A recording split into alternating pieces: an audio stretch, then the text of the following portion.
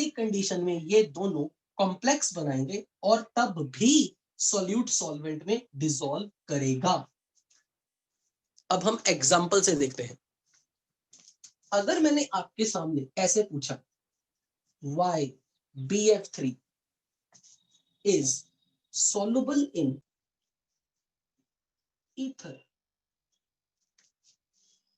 like dimethyl ether, तो अगर ऐसा क्वेश्चन आ जाए तो ध्यान से देखो, क्या यहां के हाइड्रोजन इसके साथ हाइड्रोजन बॉन्ड कर सकते हैं? क्या hydrogen connected to the carbon और वो कार्बन जो sp3 है, क्या ये इसके साथ हाइड्रोजन बॉन्डिंग कर सकते हैं? आंसर है नहीं कर सकते। तो अब आपने सेकंड थॉट ये लगानी है, क्या ये दोनों लुईस एसिड लुईस बेस का रोल प्ले कर सकते हैं? क्योंकि इसके पास लोन पेयर है, सेंट्रल एटम पे लोन पेयर है, तो ये लुईस बेस है। लुईस बेस कौन? जिसमें सेंट्रल एटम पे लोन पेयर हो, उसका ऑक्टेट कंप्लीट हो। लुईस एसिड कौन? जिसमें सेंट्रल एटम हाइपोवेलेंट हो।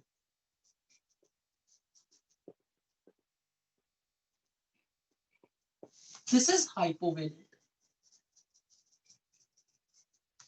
and this is Lewis base, क्योंकि इसका ऑक्टेट कंप्लीट है और ये अपना लोन पर इसके साथ कोऑर्डिनेट बॉन्ड करेगा। और यदि इसने कोऑर्डिनेट बॉन्ड इसके साथ कर लिया तो इन दोनों के मिक्सचर को हम बोलते हैं कॉम्प्लेक्स बन गया। और कॉम्प्लेक्स बनने से आप कहोगे ये BF3 सॉल्यूट ईथर सॉल्वेंट इसमें डिसॉल्व कर जाएगा। तो ये लुईस एसिड, ये लुईस बेस, अगर उनमें कोऑर्डिनेट बॉन्ड बना तो हम ये कहेंगे कि भाई they are soluble into each other. जो हाइपोवेलेंट होगा वो लुईस एसिड, जो लोन पेयर गेन करेगा, जो लोन पेयर देगा, ये लुईस बेस है। इसलिए ये दोनों मिलके आप रिएक्शन लिखोगे BF3 plus dimethyl ether, they gives BF3 with coordinate bond of ether। आप ऐसा बना के आ जाओगे, आप बोलोगे इसके बनने के कारण, इस कॉम्प्लेक्स के बनने के कारण BF3 is soluble in ether। तो जब भी कभी कोई कॉम्प्लेक्स बोल दो, एडक्ट बोल दो, एक ही चीज है। कॉम्प्लेक्स बोल दो, एडक्ट बोल दो, एक ही चीज है। पर यदि सॉल्यूट लुईस एसिड है, सॉल्वेंट लुईस बेस है, तब भी बच्चों वो दोनों एक दूसरे में डिसॉल्व करेंगे।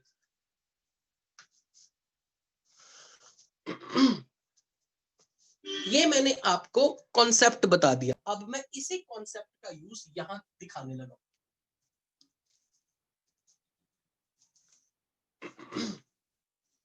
आपको हो सकता है किसी सवाल में वो ऐसे बोल दे YAlCl3 anhydrous is soluble in tetrahydrofuran, डराने के लिए वो आपको उल्लू बनाएंगे ऐसा नाम देके, ताकि आप डर जाओ और ये क्वेश्चन छोड़ दो।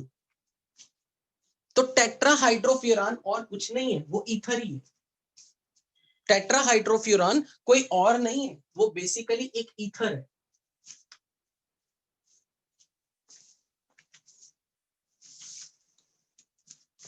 अगर मैंने आपके सामने कोई ऐसा एग्जांपल दे दिया,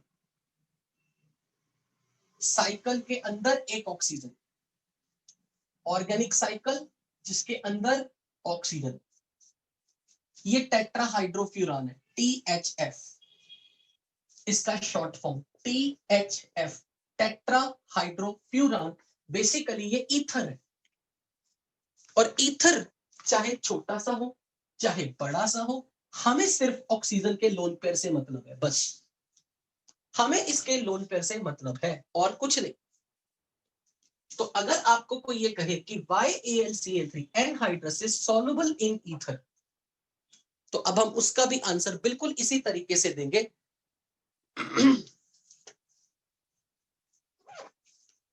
हम सेम इसी तरीके से आंसर देंगे। AlCl3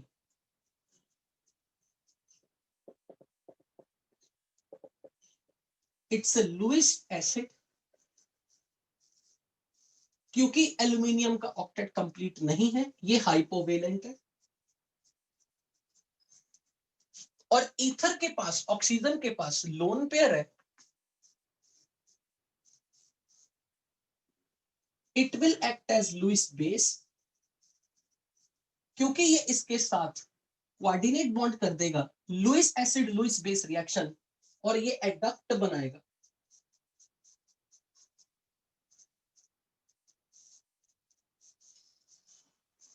And due to this adduct formation, due to this complex formation, AlCl3 is soluble in ether. That's why AlCl3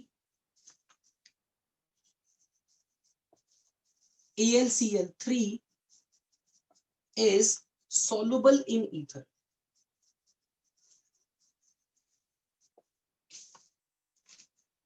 जहां कहीं भी एक सल्यूट लुईस एसिड हो, दूसरा सॉल्वेंट लुईस बेस हो, तो वो मिलके कॉम्प्लेक्स बना के एक दूसरे में डिसॉल्व हो सकते हैं। जरूरी नहीं है कि सॉल्वेंट, जरूरी नहीं है कि हर बार हाइड्रोजन बॉन्डिंग के कारण ही सॉल्युबिलिटी हो। Solvent must be Lewis base, solute should be Lewis acid. अगर कभी ऐसा केस हो, कोई कह दे ना कि सॉल्वेंट लुईस एसिड हो और ये लुईस बेस होता, तो तब भी हो जाता। पर ज्यादातर केसेस में हमारे पास लैब में जो सॉल्वेंट है, मैक्सिमम केसेस में सॉल्वेंट लुईस बेस ही बनते हैं, मैक्सिमम केसेस में। इसी तरह से अब जो उन्होंने ये बोला ना, hydrated AlCl3 is insoluble in ether, why? अब उसका कारण देखो। जब भी कभी आपके सामने वर्ड आया हाइड्रेटेड AlCl3,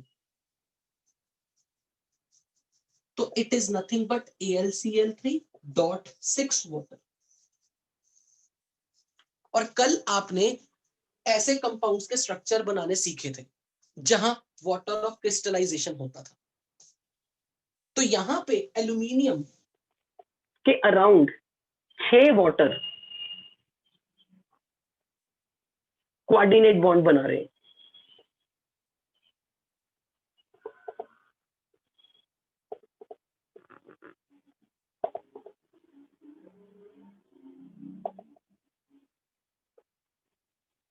क्या आप मुझे बता सकते हो यहाँ एल्यूमिनियम का ऑक्सीडेशन नंबर क्या है? What is oxidation number?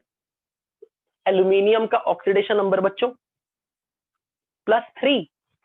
तो केटायन एल्यूमिनियम पे +3 चार्ज है और उसके around 6 water molecules are forming coordinate bond with it, और ये 3 क्लोरीन बाहर है। कल आपको याद है हमने ऐसे कुछ एग्जांपल किए थे, copper sulphate .5 water, FeSO4.7 water, और हमने हाइड्रोजन बॉन्ड बनाए थे। किसके साथ बनाया था हाइड्रोजन बॉन्ड? याद है? हाइड्रोजन बॉन्ड वाटर का किसके साथ बना के दिया था? सल्फेट के साथ। बच्चों सल्फेट में तो ऑक्सीजन था जो हाइड्रोजन बॉन्ड बना सकता है, पर यहां तो क्लोरीन है, क्लोरीन तो हाइड्रोजन बॉन्ड नहीं बनाएगा। तो अगर क्लोरीन हाइड्रोजन बॉन्ड नहीं बनाएगा, मैंने इसीलिए सारे के सारे वाटर कोऑर्डिनेशन स्फीयर में रखे। ये जो केटायन के अराउंड खूब सारे कोऑर्डिनेट बॉन्ड बना रहे हैं ना बच्चों, ध्यान से सुनना, मैं आपको थोड़ा क्लास 12th का पढ़ाने लगा हूं, लिटल। केटायन के अराउंड ये मैंने जितने भी कोऑर्डिनेट बॉन्ड के साथ 6 वाटर दिखाए ना, जो अपना लोन पे देने वाले हैं, इनको बोलते हैं लिगेंड। लिगेंड मतलब जो कोऑर्डिनेट बॉन्ड में लोन पेयर, जो अपना लोन पेयर कोऑर्डिनेट बॉन्ड में देगा, लोन पेयर डोनर। मैं कहूंगा water is acting as a ligand. Ligand का मतलब होता है जो अपना लोन पेयर कोऑर्डिनेट करता है, LIGAND, लिगेंड। तो this act as a ligand, और ये जो पूरा स्क्वायर ब्रैकेट है इसको कहते हैं coordination sphere. This complete is called coordination sphere.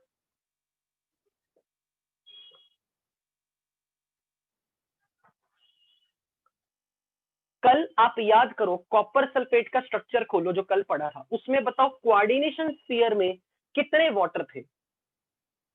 Coordination sphere में कितने वाटर थे? 4। और जब FeSO4 का पढ़ा था स्ट्रक्चर, वो खोलो। FeSO4 में कोऑर्डिनेशन स्फीयर में कितने वाटर थे? 6। तो अब देखो मैं क्या वर्ड बोलने वाला हूं, ध्यान से सुनना, ये लाइन सुनना, मैंने लिखनी नहीं है, ध्यान से सुनना। In copper sulphate, coordination number of copper 2 plus is 4. In FeSO4, coordination number of Fe2 plus is 6.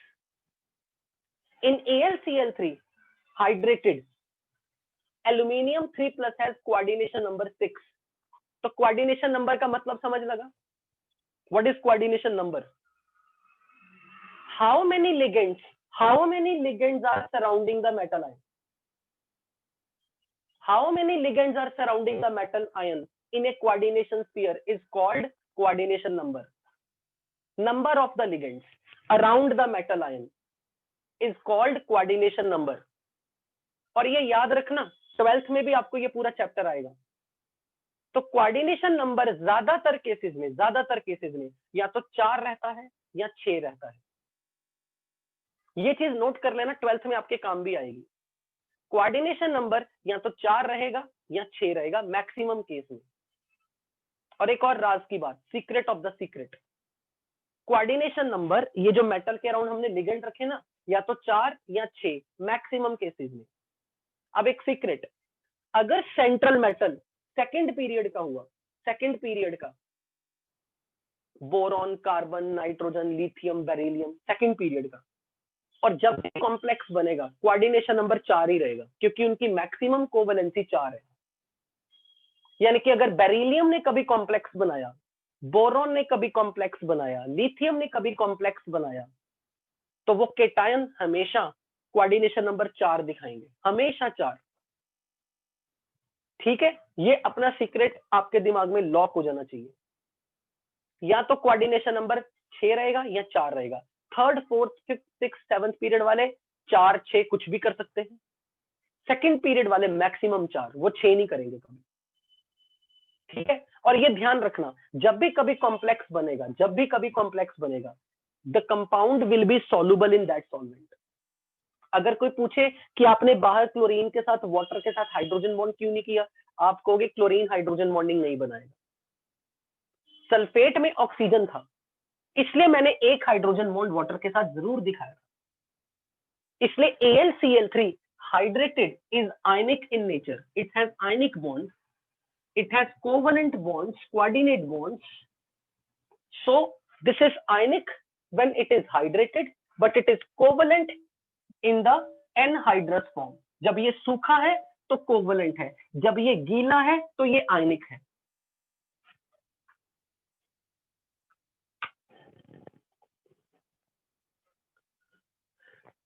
ठीक है, सो नाउ लेट्स मूव। अब क्वेश्चन पे तो आ जाओ, क्वेश्चन तो भूल ही गए करना। अब आप मुझे एक बात बताओ, यहाँ एल्यूमिनियम के अराउंड 6 वाटर है, 6। तो अगर ये 6 वाटर है तो क्या एल्यूमिनियम लुईस एसिड या हाइपोवेलेंट है? क्या उसका ऑक्टेट इनकम्प्लीट या उसे इलेक्ट्रॉन की कमी है? नहीं। अब क्या ये ईथर के साथ कोऑर्डिनेट बॉन्ड बनाएगा? यहां पर तो उसने कोऑर्डिनेट बॉन्ड बनाया इसके साथ, तो अब यहां पे कोई कोऑर्डिनेट बॉन्ड, ये कंपाउंड AlCl3.6 वाटर ये ईथर के साथ कॉम्प्लेक्स नहीं बनाएगा, क्योंकि ये ऑलरेडी इलेक्ट्रॉन रिच है, इट्स हाइपरवेलेंट नाउ। अब यहाँ पे बहुत अच्छा क्वेश्चन नयन ने पूछा कि सर इसके पास एम्प्टी ऑर्बिटल है। भले एम्प्टी ऑर्बिटल हो, मैंने अभी आपको क्या बोला, कोऑर्डिनेशन कंपाउंड जब भी बनाने या तो मैक्सिमम कोऑर्डिनेशन नंबर 6 रखना है या 4 रखना है। यहाँ पर वो ऑलरेडी मैक्सिमम कोऑर्डिनेशन नंबर में है, अब और ज्यादा कोऑर्डिनेट बॉन्ड नहीं बनाएगा, इसलिए it will not form complex with ether, but it will form complex, क्योंकि इसके पास अभी ऑक्टेट इनकम्प्लीट था, इसके पास अभी वैलेंसी एक्सपैंड करने की पॉसिबिलिटी थी, इसलिए इसने कॉम्प्लेक्स बनाया। पर इसने कॉम्प्लेक्स नहीं बनाया तो हाइड्रेटेड वाला ईथर में डिसॉल्व नहीं करेगा, एनहाइड्रस वाला ईथर में डिसॉल्व करेगा।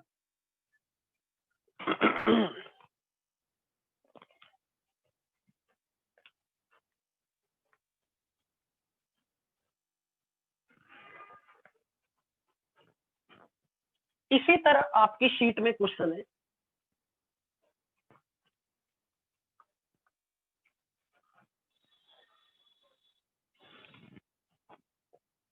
why AlF3 is insoluble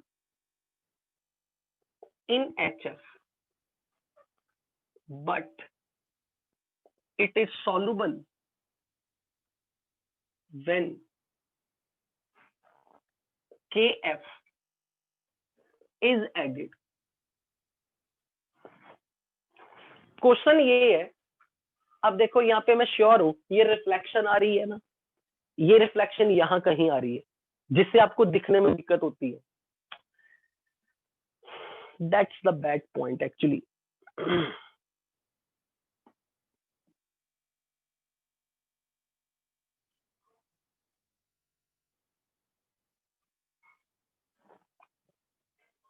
चलो ठीक है, तुम लोग कितने स्वीट हो एडजस्ट कर लोगे, लेकिन मुझे अच्छा नहीं लगता. तो मैं यहाँ दोबारा बोल देता हूँ, why AlF3 is insoluble in HF but it is soluble when KF is added. Why AlF3? AlF3 लिखा मैंने.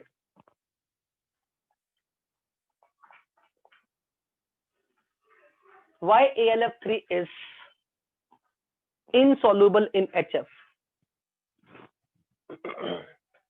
अब देखो यहाँ पे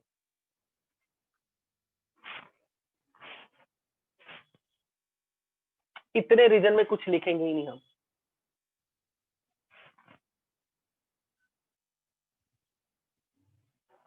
चलो देखो बच्चों, HF के अंदर हाइड्रोजन बॉन्डिंग है.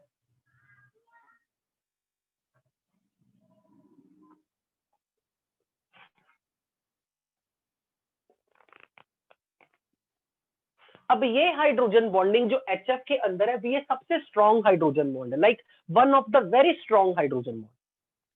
अगर AlF3 को इसमें डिसॉल्व करना है तो उसको ये हाइड्रोजन बॉन्ड तोड़ने पड़ेंगे. ये हाइड्रोजन बॉन्ड तोड़ने बहुत मुश्किल है, इसलिए AlF3 HF में आसानी से डिसॉल्व नहीं करता, क्योंकि HF के अंदर के hydrogen bonds are very strong, it cannot break it. इसलिए अगर कोई पूछे कि AlF3 HF में क्यों नहीं डिसॉल्व करता, तो आप कहोगे HF में वेरी एक्सटेंसिव हाइड्रोजन बॉन्डिंग है, it's a thick viscous liquid, AlF3 cannot break the bonds. So due to strong intermolecular hydrogen bond among HF molecules, AlF3 cannot be dissolved, cannot get dissolved in HF. लेकिन question ये है कि जब AlF3 को KF में dissolve करते हैं तो ये बहुत जल्दी डिसॉल्व करता है, ऐसा क्यों? उसका रीजन भी यही है, KF आयनिक कंपाउंड है. जैसे आप इसको पानी में डिसॉल्व करते हो, ये टूट के केटायन एनायन बना देता है, K पॉजिटिव F नेगेटिव, और इस F नेगेटिव के पास 8 इलेक्ट्रॉन है. इसलिए ये तुरंत AlF3 के सामने प्रपोजल देता है कि तू लुईस एसिड है, तेरा ऑक्टेट कंप्लीट नहीं है, तू हाइपोवेलेंट है, और मेरे पास F माइनस है, 8 इलेक्ट्रॉन पूरे हैं, मैं तेरे साथ कोऑर्डिनेट बॉन्ड कर लेता हूं. तो ये लुईस बेस और ये लुईस एसिड बन जाता है. और जहां लुईस एसिड लुईस बेस मिल गए, कैसे उनका संगम नहीं होगा? इसलिए AlF3 KF में डिसॉल्व कर जाता है, क्योंकि F माइनस AlF3 के साथ डिसॉल्व कर देगा, क्योंकि कॉम्प्लेक्स बना देगा. और क्योंकि एल्यूमिनियम अपनी वैलेंसी एक्सपैंड कर सकता है, थर्ड पीरियड का है, तो ये कॉम्प्लेक्स बनाते वक्त अपने सराउंडिंग में 6 फ्लोरीन के साथ बॉन्ड बनाएगा, F माइनस। बेसिकली 3 फ्लोरीन तो उसके अपने हैं, 3 और आ जाएंगे।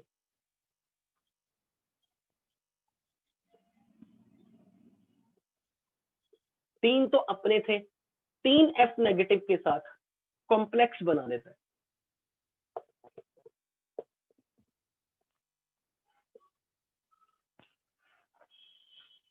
अब बताओ क्या एल्यूमिनियम हाइपोवेलेंट रह गया या नहीं रह गया? एल्यूमिनियम के पास 6 बॉन्ड, 12 इलेक्ट्रॉन। अब तो एल्यूमिनियम सुपर डुपर रिच है, हाइपरवेलेंट है। और क्योंकि यहाँ पर 3 F नेगेटिव चाहिए थे, तो 3 F नेगेटिव के लिए मैं इस इक्वेशन को 3 से मल्टीप्लाई कर दूंगा बैलेंस करने के लिए।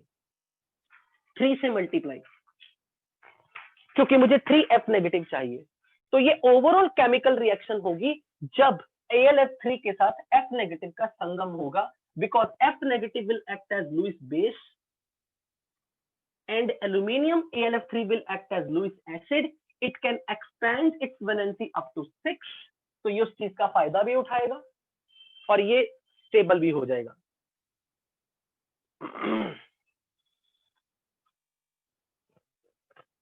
क्योंकि मैक्सिमम कोवेलेंसी 6 है ना, इसीलिए 3 फ्लोरीन लगाए। क्योंकि मैंने अभी आपको क्या बोला, जब कॉम्प्लेक्स बनेगा, कॉम्प्लेक्स बनाते वक्त मैक्सिमम कोऑर्डिनेशन नंबर 6 रखना।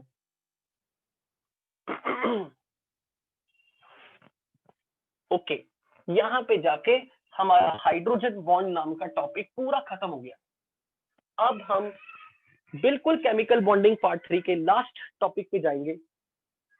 K+ सोल्यूशन में ही है बच्चों, ये इसी के साथ रहेगा, जुड़ेगा। K+ इसी से जुड़ा हुआ है, वो कहीं गया नहीं है, K+ सोल्यूशन में ही है। Now we are going to start with a new topic, weak forces. Weak forces. So hydrogen bonding यहां पे कंप्लीट। AlF3 क्यों अनस्टेबल है? क्योंकि AlF3 में एल्यूमिनियम का ऑक्टेट कंप्लीट नहीं था, ये हाइपोवेलेंट था, इस पे 6 इलेक्ट्रॉन थे। लेकिन जैसे ही आप इसको सॉल्वेंट में डालोगे, सॉल्वेंट इसके साथ कोऑर्डिनेट बॉन्ड बनाएगा, कॉम्प्लेक्स बनाएगा, और ये एल्यूमिनियम अब हाइपो से हाइपरवेलेंट हो गया, और ज्यादा सारे बॉन्ड बनाने के कारण एनर्जी रिलीज हुई, ये स्टेबल हो गया। पर अभी तक जो मैंने आपको सिखाया वो ये सिखाना था, जब भी कभी कोई सॉल्वेंट लुईस बेस हो और सॉल्यूट लुईस एसिड हो, तब भी चीजें एक दूसरे में सॉल्युबल होती हैं। अब CCl4 भी सॉल्वेंट है, तो क्या वो लुईस बेस में? यहाँ पे रिपीट कर दोबारा से भेजियो अपना कमेंट। CCl4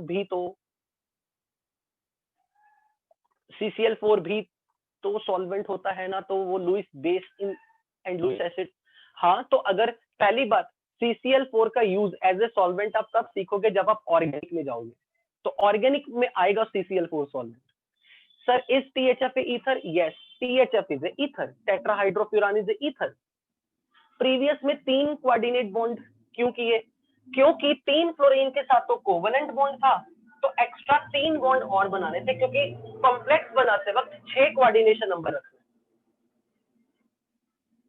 तो कोऑर्डिनेशन नंबर 6 रखने के लिए 3 फ्लोरीन से कॉम्प्लेक्स बनवाया। तो कोवेलेंसी 6 कहलाएगी, 6। इस कॉम्प्लेक्स में कोवेलेंसी 6 कहलाएगी। ओके, अगर मान लो यही क्वेश्चन मैंने आपको ऐसे पूछा होता ना, BF3 why get dissolved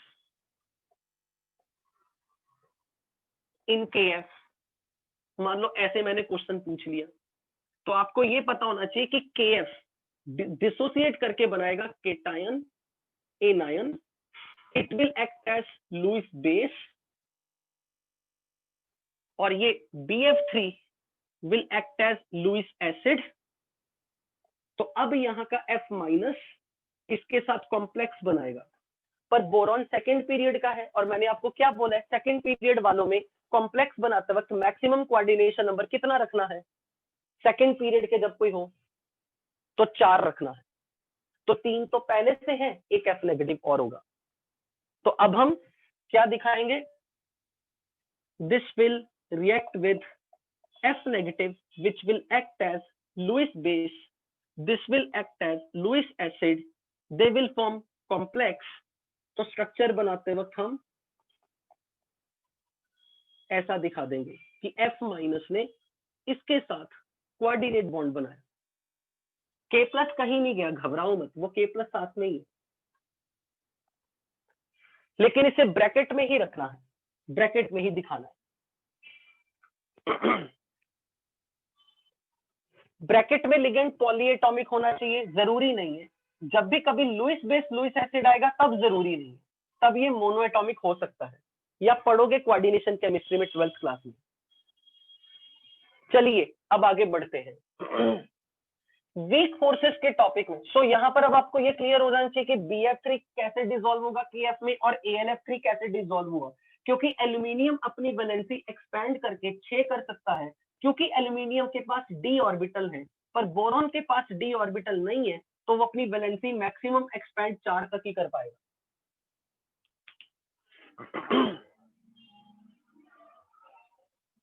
अब वीक फोर्सेस के टॉपिक में आ जाओ. यहाँ पे हम 6 तरह की अट्रैक्टिव फोर्स पढ़ेंगे. 6 टाइप के attractive force. Ion dipole attraction,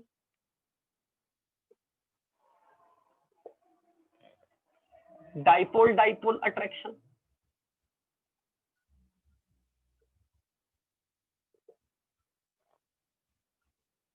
ion induced dipole attraction,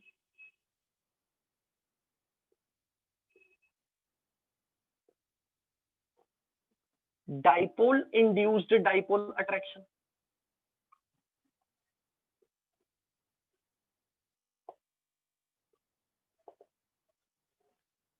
induced dipole, induced dipole attraction.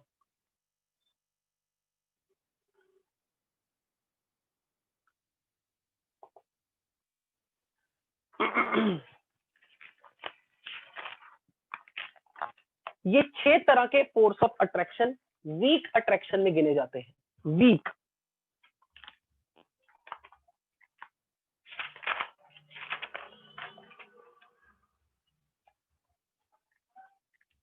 this is called Keeson force,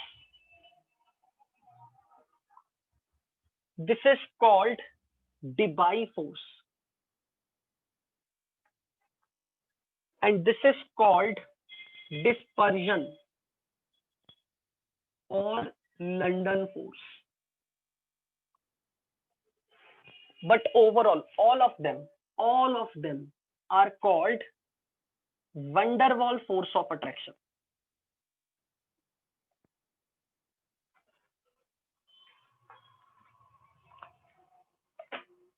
E बिल्कुल नहीं दिख रहा, ABCDE यही ना. अब शायद दिख जाए.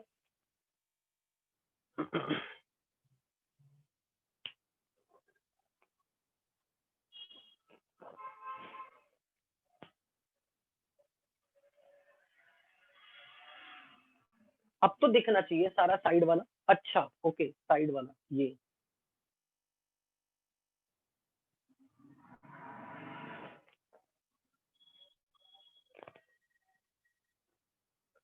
five 1 2 3 4 5 टाइप के फोर्स.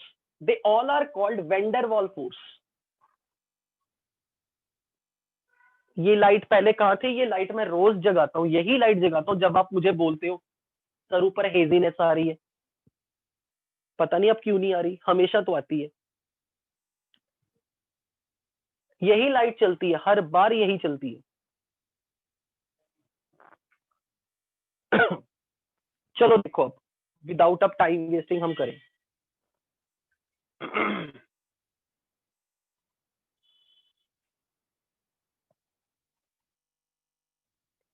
बच्चों अब पहले इस फोर्स ऑफ अट्रैक्शन को समझाने से पहले मैं आपको कुछ अंदाजा देना चाहता हूं कि लाइफ में हम इस टाइप की फोर्स अपने आसपास की दुनिया में कहां फील करते हैं. मैं एग्जांपल देता हूं. मैं नहीं मानता कि आप कभी लाइफ में मिट्टी में ना खेले होंगे. कुछ बच्चे मिट्टी में गिरे होंगे, कभी दौड़े होंगे, कभी क्रिकेट खेला होगा तो मैदान में गिरते हैं. तो कई बार आपने देखा जब आप मैदान में गिरते हो, मिट्टी आपके कपड़ों पे लग जाती है और आप ऐसे हटाते हो, जितनी मर्जी कोशिश कर लो कुछ ना कुछ लगी रह जाती है। कभी आटे की बोरी में हाथ डाल दो, मतलब आटे की बोरी में हाथ डाल दो तो हाथ में आटा चिपक जाएगा, फिर आप ऐसे कर देते हो।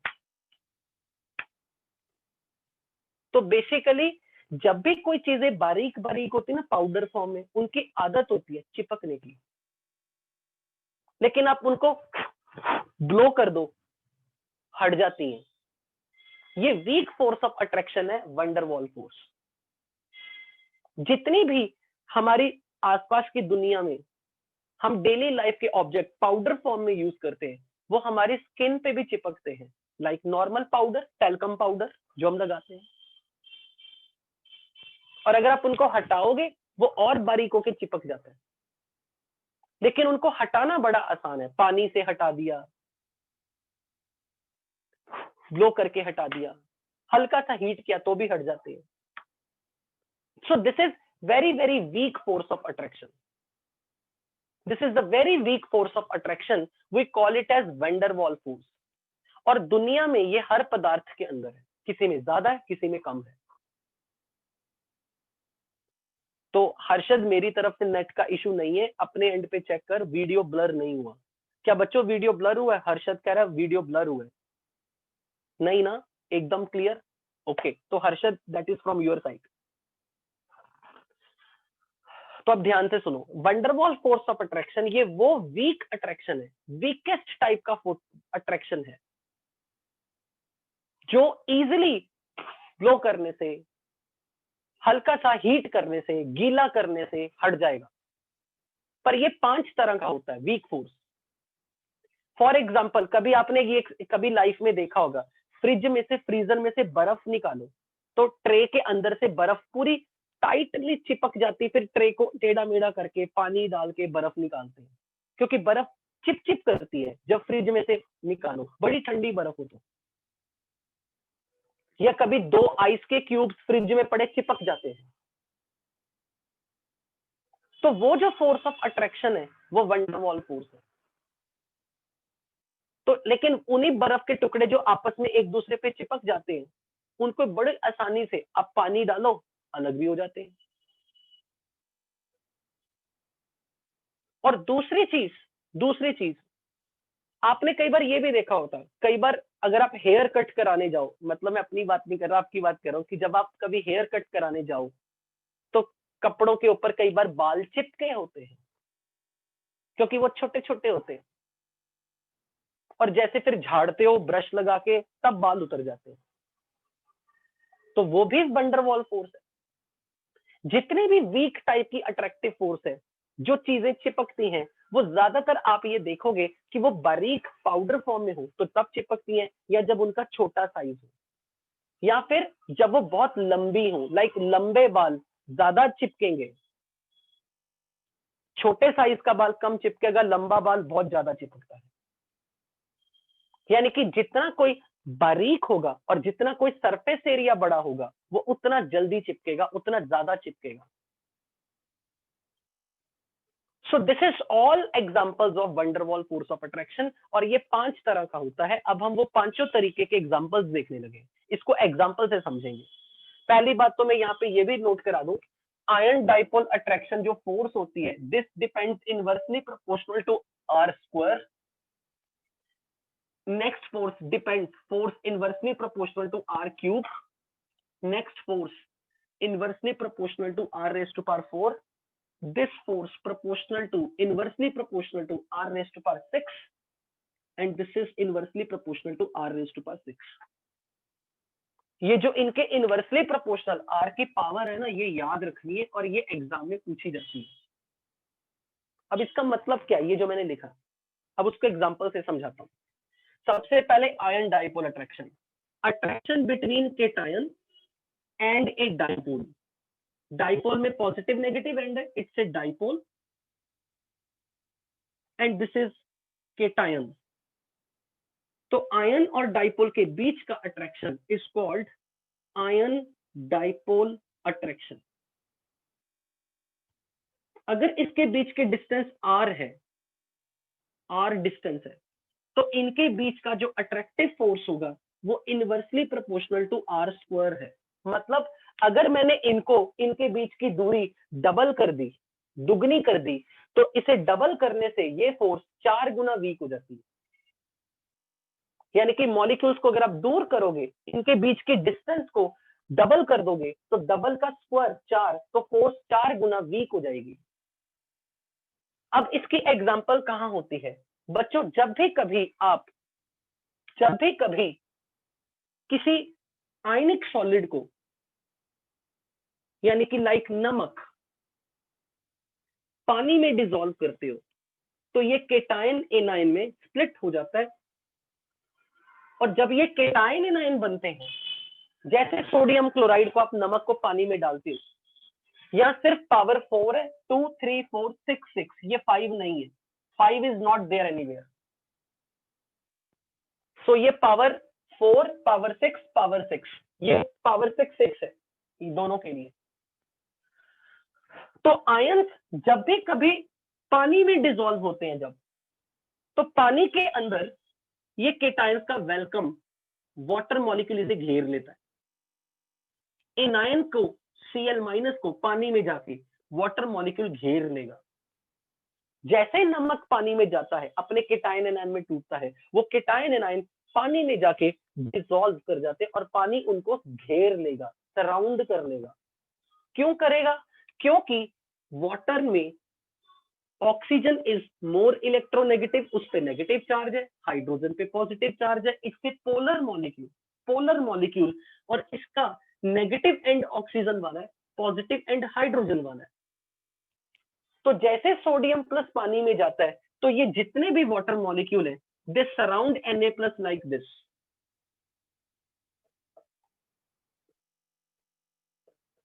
They surround Na+ in this way.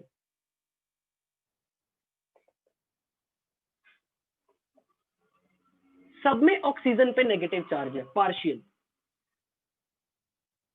तो ये सब के सब सोडियम प्लस के साथ अट्रैक्टिव फोर्स बनाते हैं। They all surround Na+। ये ऐसा हो गया, सोडियम प्लस न मानो जैसे दूल्हा आ गया किसी के घर में, जमाई आ गया, सारे ससुरालिए इकट्ठे हो गए उसके राउंड। तो ये जरूरी नहीं 5 वाटर होंगे, देयर आर मेनी वाटर। पर क्वेश्चन ये है, वाटर को जुड़ने का तरीका देखा, ऑक्सीजन ने अपना मुंह Na+ की तरफ किया। All water molecules will face with its oxygen and toward sodium plus, और जो अट्रैक्शन होगी वो Na+ और वाटर में आयन डाइपोल अट्रैक्शन। और ये डायरेक्ट, ये जो भले वीक फोर्स है, पर जब ये खूब सारी ज्यादा संख्या में वीक फोर्स हो जाती है ना, 1 2 3 4 5 6 7 8, पता नहीं कितनी, खूब एनर्जी रिलीज होती है। Na+ बहुत खुश होता है, उसकी एनर्जी बहुत घटती है, इट फील्स वेरी स्टेबल। इसीलिए नमक पानी में घुलता है, क्योंकि उसको पता है जब वो पानी में जाएगा, पानी उसको हर तरफ से घेरेगा, खूब सारी आयन डाइपोल अट्रैक्शन फोर्स बनेगी, खूब एनर्जी रिलीज होती है। और इस प्रोसेस को कहते हैं Na+ का सॉल्वेशन हो गया। सॉल्वेशन का मतलब सॉल्वेंट मॉलिक्यूल आयन को सराउंड कर लेगा हर तरफ से, and lot of energy is released. और ये वेलकम सोडियम प्लस का अकेले का नहीं होगा, Cl- का भी होगा, पर उसका कुछ इस अंदाज में होगा। वाटर मॉलिक्यूल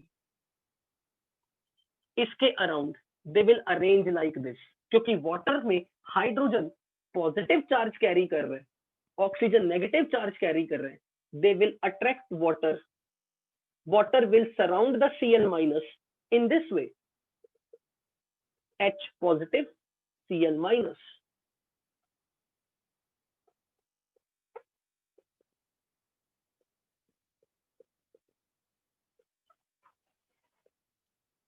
जरूरी नहीं है 3 वाटर ही बनाने हैं, और भी हो सकते हैं।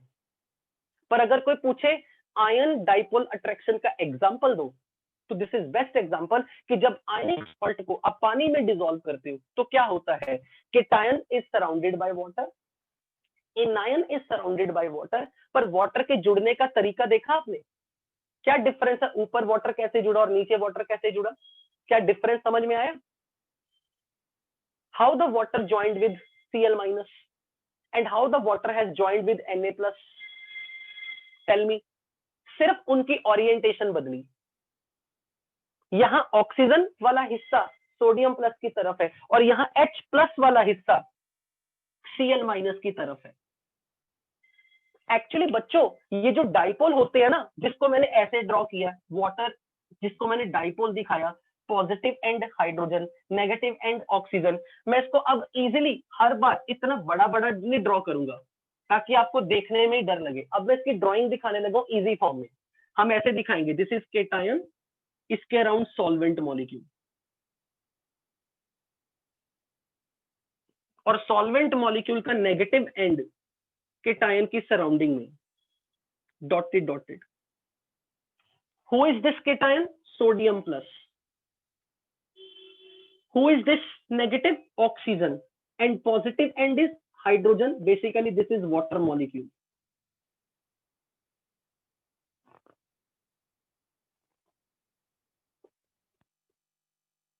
And what is this attraction का नाम?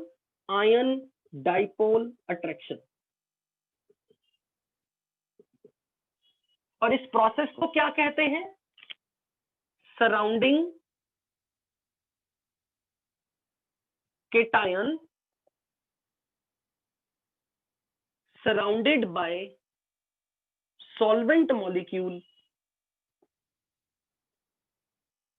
gets stabilized by releasing lots of energy, because ion dipole attraction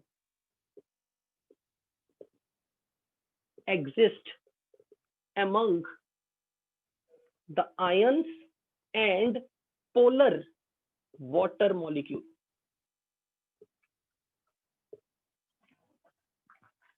And this process is called solvation or hydration of cation and anion. जब भी कभी आप कोई आयनिक सॉल्ट को पानी में डिसॉल्व करोगे, कोई भी आयनिक सॉल्ट, हमेशा ऐसे होगा, केटायन को भी वाटर मॉलिक्यूल घेर लेंगे, एनायन को भी वाटर मॉलिक्यूल घेर लेंगे और एनर्जी रिलीज होगी. इस प्रक्रिया को कहते हैं सॉल्वेशन. केटायन का सॉल्वेशन, एनायन का solvation. Right? Ion dipole attraction, I guess it is clear to all of you. अगर कोई पूछे इसमें केटायन एनायन को क्या फायदा हुआ बच्चों, can you tell me what is the फायदा, what is the advantage to the cation and anion? They will get stabilised. Why? How? Because उनको खूब सारे बॉन्ड बनाने मिल रहे हैं, खूब सारे बॉन्ड. अच्छा, मैं आपको यहाँ पे एक चीज बताना चाहता हूं. माना कि ये वीक फोर्स है, माना ये वीक फोर्स है, पर बच्चों एक बात बताओ, अगर यही वीक फोर्स संख्या में बहुत सारी हो जाए तो ये किसी स्ट्रॉन्ग फोर्स से कम नहीं होगी. मान लो एक अट्रैक्शन फोर्स जो कि स्ट्रॉन्ग बॉन्ड है, मान लो उसको तोड़ने के लिए 100 जूल एनर्जी चाहिए, और अगर यही एक वीक फोर्स जिसको तोड़ने के लिए 5 जूल एनर्जी चाहिए, पर अगर ऐसी वीक फोर्सेस 1000 हो जाए तो इनको टोटल तोड़ने के लिए 5000 जूल एनर्जी चाहिए. यानी कि don't underestimate the power of weak man when the weak man is in large quantity. किसान आंदोलन, नॉर्मल आम आदमी, क्योंकि वीक लोग जिनको हम वीक कहते हैं, पर जब वो बहुत सारे स्ट्रॉन्ग, बहुत सारे खूब सारी संख्या में इकट्ठे होते हैं तो उनको कोई बीट नहीं कर सकता. तो बेसिकली मैं ये कहना चाह रहा हूं आपको कि वीक फोर्स जब काउंटिंग में बहुत सारी आ जाती है तो वो एक स्ट्रॉन्ग फोर्स को भी हरा देती है. So don't under estimate the power of common man. यही मॉरल वीक फोर्सेस के टॉपिक में है. स्ट्रॉन्ग फोर्स का example covalent bond strong force था, आयनिक बॉन्ड स्ट्रॉन्ग फोर्स था. आपने पढ़ के तो आए हो कोवेलेंट और covalent bond, hydrogen bond, they all are strong. So क्योंकि इसके टाइम के अराउंड खूब सारे बॉन्ड बनते जा रहे हैं, खूब सारी अट्रैक्शन हो रही है, तो lot of energy is released. So cation gets solvated, anion gets solvated, and they get stabilized when you dissolve them in water. इसीलिए आयनिक सॉल्ट पानी में सॉल्युबल होता है, क्योंकि उनका सॉल्वेशन होता है. सोडियम क्लोराइड भी तो आयनिक है.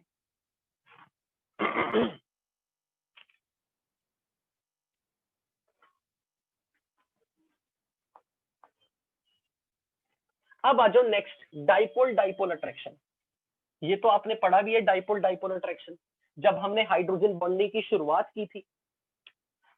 अगर डाइपोल की अट्रैक्शन की मैं बात करूं, लाइक HCl विद HCl, खूब सारे dipole, polar molecule, this is polar molecule, क्योंकि इसके अंदर इलेक्ट्रोनेगेटिविटी का डिफरेंस है, और इनमें जो अट्रैक्टिव फोर्स है आपस में, this is called dipole dipole attraction. So dipole dipole attraction किसमें होगी? एक पोलर मॉलिक्यूल और दूसरे पोलर मॉलिक्यूल में, यानी कि एक dipole Cl minus positive, another dipole H positive Cl minus, दो पोलर मॉलिक्यूल के बीच का अट्रैक्शन. Polar molecule versus polar molecule, इनके बीच का attraction is called dipole dipole attraction.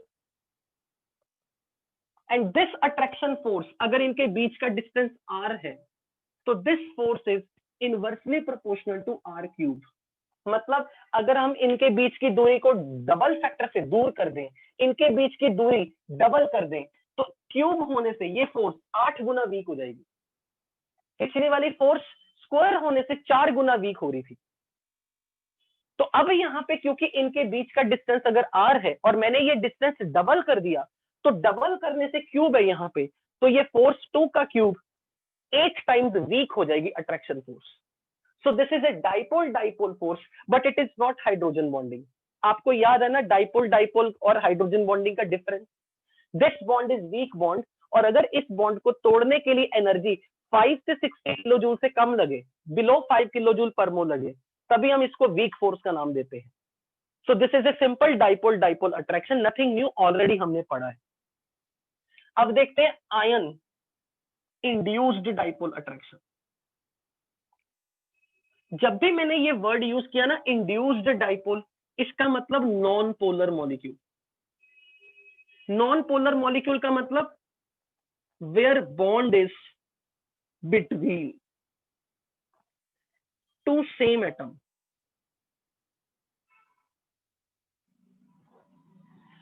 जैसे मान लो क्लोरीन है, तो क्लोरीन के बीच में दोनों एटम्स की इलेक्ट्रोनेगेटिविटी सेम है. ना ये ज्यादा इलेक्ट्रोनेगेटिव है, ना ये ज्यादा इलेक्ट्रोनेगेटिव है. किसी के ऊपर पॉजिटिव नेगेटिव चार्ज पार्शियली नहीं आया. यहां पर तो आया था, यहाँ तो कहीं पे पार्शियल पॉजिटिव नेगेटिव चार्ज नहीं आया. अब अगर मैं इसके सराउंडिंग में कोई केटायन खड़ा कर दूं, लाइक सोडियम प्लस, उसके कांटेक्ट में मैं इसको ले आया, तो अपने आप इसके अंदर कुछ ऐसा होगा, इलेक्ट्रॉन पेयर एक क्लोरीन की तरफ शिफ्ट हो जाएंगे, दूसरी तरफ घट जाएंगे अपने आप. जैसे किसी केटायन को इस नॉन पोलर मॉलिक्यूल के कांटेक्ट में लाओगे, तो अब ये बॉन्ड पोलर बन जाएगा, इसके अंदर पोलैरिटी आ जाएगी. पोलैरिटी का मतलब पॉजिटिव नेगेटिव चार्ज पैदा होंगे, इंड्यूस होंगे. लेकिन अगर ये सोडियम प्लस दूर चला गया, मान लो ये केटायन हट गया, ये फिर से अपनी पुरानी फॉर्म में आ जाएगा, ऐसे लाइक कि कुछ हुआ ही नहीं. यानी कि नॉन पोलर मॉलिक्यूल खरबूजा है, वो सामने वाले को देख के अपना रंग बदल दे. वैसे वो नॉन पोलर है, लेकिन अगर उसकी सराउंडिंग में आपने कोई केटायन लेके आ गए, तो अब ये अपनी जो केटायन के सामने वाला हिस्सा होगा, यहाँ पे इलेक्ट्रॉन खींचेगा इस क्लोरीन से, अपने पे नेगेटिव चार्ज और पॉजिटिव चार्ज जनरेट करवाएगा. तो फिर ये नॉन पोलर पोलर बन जाएगा. और इनके बीच का जो अट्रैक्शन होगा, this is called ion induced dipole. जहां भी मैंने ये वर्ड यूज किया ना, कहीं इंड्यूस्ड डाइपोल, समझ लेना गिरगिट आ गया, खरबूजा आ गया, नॉन पोलर मॉलिक्यूल आ गया, जो किसी आयन को देख के अपना रंग बदलता है. जरूरी नहीं कि यहाँ केटायन आए, जरूरी नहीं कि यहाँ केटायन आए. मान लो एनायन आ गया इसके सामने, और सामने एनायन मैंने खड़ा कर दिया, मान लो ऑक्साइड आयन, ये एक आयन आ गया एनायन. तो अब ये अपने इलेक्ट्रॉन दूसरे की तरफ भेज देगा, ताकि इस पे पॉजिटिव चार्ज आ जाए, इस पे नेगेटिव चार्ज आ जाए और इसमें अट्रैक्शन हो। लाइक फॉर एग्जांपल, मैं आपको एग्जांपल देता हूँ। बच्चों, कई बार आपने देखा होगा कि आप मान लो आपके रिलेटिव के कुछ बच्चे हैं, ठीक है, वो आपसे बहुत प्यार करते हैं, आपके पास बड़ी मस्ती करते हैं। मान लो किसी दिन उनके घर में कोई उनका फेवरेट और रिलेटिव आ गया और आपने फोन किया, अब वो आपको पूछ भी नहीं रहा, वो आपको इग्नोर करेगा क्योंकि उसका ध्यान कहीं और है। तो वो जो बच्चा उस वक्त है, वो उसके अंदर ईगो, उसके अंदर एरोगेंस इंड्यूस हो गई। द मोमेंट वो रिलेटिव चला गया, फिर से वो आपके साथ नॉर्मल बिहेव करेगा। लाइक कुछ बच्चे इतराते हैं ना, मान लो कि आपने अपने किसी रिलेटिव को देखा कि उसके बच्चे को उसके पापा ने बड़ी अच्छी फ्रॉक ला दी, तो वो डॉटर ऐसी होगी कि मान लो अच्छी फ्रॉक पहन के वो ऐसे दिखाएगी कि I am the queen of the world, मैं नहीं आपसे बात करनी। उसका रंग ढंग ही बदल जाता है। द मोमेंट उससे उसका गिफ्ट वापस ले लो, वो अपनी पुरानी फॉर्म में आ जाएगी। तो ये नॉन पोलर मॉलिक्यूल ऐसे होते हैं। तो वो बेसिकली क्या करते हैं, अपना रंग नॉन पोलर जैसा दिखाएंगे, लेकिन जैसे कोई आयन अपने सामने आएगा, उनको लगता है हम भी तो आयन है, शो ऑफ करने वाले, हम भी तो आयन है, कि मैं भी तो पोलर हूं, मेरे साथ भी तो अट्रैक्शन करो। द मोमेंट ये दूर जाएगा, उसको याद आ जाता है अपनी असली औकात क्या है। तो इसको बोलते हैं ion induced dipole attraction. And this attraction is very weak, क्योंकि ये छलावा है। तो this attractive force is inversely proportional to r⁴। यानी कि मैं क्या कहना चाह रहा हूं, अगर आपने इनके बीच का डिस्टेंस डबल डिस्टेंस से दूर कर दिया, तो इनके बीच की फोर्स ऑफ अट्रैक्शन कितने गुना घट जाएगी। अगर आपने उनके बीच की डिस्टेंस r को डबल कर दिया, उनके बीच की अट्रैक्टिव 16 गुना घट जाएगी। So this ion induced dipole attraction is very week attraction. इसी तरह से अगर मैंने आपके सामने लिखा डाइपोल इंड्यूस्ड डाइपोल अट्रैक्शन,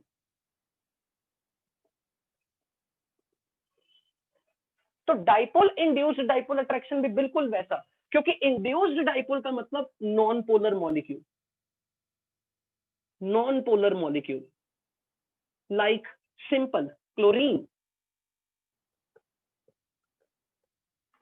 यहां कहीं इलेक्ट्रोनेगेटिविटी का डिफरेंस नहीं, लेकिन अगर इसके कांटेक्ट में मान लो आप HCl को ले आए, which is a polar molecule, H positive Cl negative, this is polar molecule.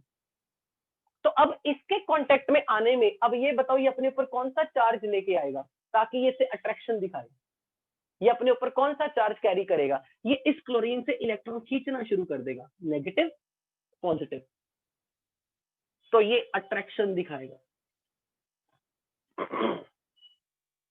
Right, so this attraction we call it as dipole induced dipole. अगर ये दूर चला गया इससे, ये पोलर मॉलिक्यूल दूर हो गया, फिर अब ये क्या करेगा, ये वापस अपनी पुरानी फॉर्म में आ जाएगा, नॉन पोलर मॉलिक्यूल बन जाएगा।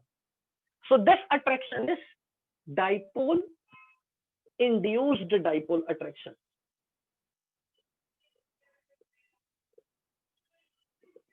And this force is inversely proportional to r⁶। यानी कि अगर उनके बीच में आपकी डिस्टेंस पोलर मॉलिक्यूल और नॉन पोलर मॉलिक्यूल के बीच की attraction dipole induced dipole attraction, ion और नॉन पोलर मॉलिक्यूल के बीच का attraction ion induced dipole attraction. तो अब मुझे एक सवाल का जवाब दो, अगर मैंने इनके बीच की डिस्टेंस को, ध्यान से सुनना मैं क्या कहने लगा हूं, अगर मैंने इनके बीच की डिस्टेंस को हाफ कर दिया, हाफ, मैं और पास ले आया हाफ, तो ये फोर्स ऑफ अट्रैक्शन कितने गुना बढ़ेगी या घटेगी। मैंने इनके बीच के डिस्टेंस को आधा कर दिया, पास में ले आया, उनके बीच की डिस्टेंस हाफ कर दी, तो अब ये अट्रैक्शन बढ़ जाएगा, कितने गुना बढ़ जाएगा, हाफ किया मैंने, r⁶ 64 टाइम्स बढ़ जाएगी। वेरी गुड, क्योंकि 2⁻⁻⁶ फैक्टर था आपकी बार, तो 64 टाइम्स बढ़ जाएगी। अब लास्ट इंड्यूस्ड डाइपोल, फिर ये चैप्टर हमारा खत्म। इंड्यूस्ड डाइपोल अट्रैक्शन, मैं आपको इंड्यूस्ड डाइपोल यानी कि नॉन पोलर मॉलिक्यूल की कहानी बताना चाहता हूं। मुझे एक बात सुनना ध्यान से। मान लो आप कैदी हो किसी जेल में, और उस जेल का जो जेलर है वो आपका दोस्त है, वो आपका बचपन में साथ में पढ़ा दोस्त है, और आप किस्मत से उसी जेलर के अंडर की किसी कैद में, जेल में चले गए, डाल दिया गया। आपको बड़ा वीआईपी ट्रीटमेंट दे रहा है वो, आपका जेलर फ्रेंड आपको वीआईपी ट्रीटमेंट दे रहा है क्योंकि आपका तो वो दोस्त है। लेकिन जिस दिन किसी बड़े अथॉरिटेटिव बंदे का उस जेल में इंस्पेक्शन होता है, तो आप देखते हो कि आपका जेलर दोस्त आपको इग्नोर कर रहा है और आंखें दिखा रहा है, तुम कैदी हो। तो आप मुझे ये बताओ, इस एग्जाम्पल में कौन दल बदलू था, बड़ा अथॉरिटेटिव, कैदी या जेलर? जेलर। लेकिन जैसे वो बड़ा अथॉरिटेटिव पर्सन इंस्पेक्शन करके चला गया, वो आपके पास आया, सॉरी यार उसके सामने नाटक करना था क्योंकि जॉब भी संभालनी थी अपनी। तो वो नॉन पोलर मॉलिक्यूल बड़े अथॉरिटेटिव पर्सन के सामने आने पर पोलर बन रहा था, और वो कह रहा था मैं पोलर हूं, तू नॉन पोलर है। तो बेसिकली जो नॉन पोलर मॉलिक्यूल होते हैं ना, वो किसी के इन्फ्लुएंस में आके खुद को पोलर समझते हैं, वैसे उनमें पोलैरिटी नहीं होती, राइट? एक्चुअली मैं ये कहना चाहता हूं नॉन पोलर मॉलिक्यूल के बारे में, अभी तो एग्जांपल से समझा रहा था, अब मैं थोड़ी केमिस्ट्री की लैंग्वेज बताऊंगा। यहाँ के बॉन्ड पेयर के इलेक्ट्रॉन बिल्कुल इनके बीच में है, मिडल में, क्योंकि ना ये ज्यादा इलेक्ट्रोनेगेटिव ना ये ज्यादा electronegative, both are equally electronegative. दोनों ने अपने शेयर्ड पेयर के इलेक्ट्रॉन को टाइटली पकड़ा हुआ है, लेकिन जैसे इसके कांटेक्ट में सोडियम प्लस आता है, तो इसका पॉजिटिव चार्ज इसके लोन पेयर को अट्रैक्ट करता है। इस अट्रैक्शन के कारण इसको फील होता है कि मेरे इलेक्ट्रॉन को खींच रहा है, और वो अपनी खुंदक इस क्लोरीन पे निकालता है, ये इधर के इलेक्ट्रॉन को अपनी तरफ खींचता है, ताकि इसमें नेगेटिव चार्ज आए, इसमें पॉजिटिव चार्ज आए, ताकि ये ज्यादा इलेक्ट्रोनेगेटिव बनने की कोशिश करेगा। क्योंकि जब इसके पॉजिटिव ने इसके लोन पर वाले इलेक्ट्रॉन को अट्रैक्ट किया, इसको खतरा लगता है, इनसिक्योरिटी आती है कि मेरे इलेक्ट्रॉन कहीं कोई ले ना जाए, तो वो बदले में गुस्सा इस क्लोरीन पे निकालेगा, इधर के इलेक्ट्रॉन को अपनी तरफ खींचेगा, तो ये पोलर बन जाता है। जैसे ये Na+ हट गया, इसको ये इनसिक्योरिटी सतानी बंद कर देती है, ये फिर से वापस अपनी पुरानी फॉर्म में आ जाए। समझ आया होगा कि what happens in induced dipole moment, induced polarity, right? Okay, अब हम करते हैं लास्ट में induced dipole attraction. Induced dipole attraction,